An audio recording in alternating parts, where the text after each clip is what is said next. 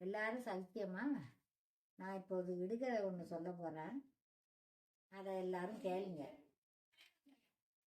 ஒரு பொண்ணு சாரிட்டு போது முக்கிண்ணத்தில் கொண்டு போகிறான். கடைத்தெருவே போகிற பொண்ணேன்னு ஒருத்தன் கேட்குறான், முகன் வாடியது என்னன்னு.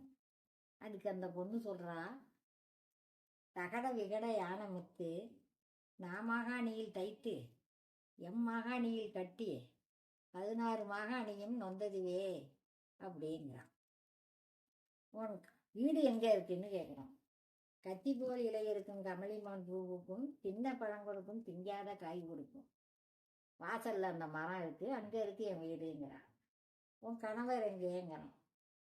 சுத்தாரை சுட்டு தோல் மேலே போட போயிருக்கிறார் அப்படிங்கிறான். எப்பொழுது வருவார்னு கேட்கணும்.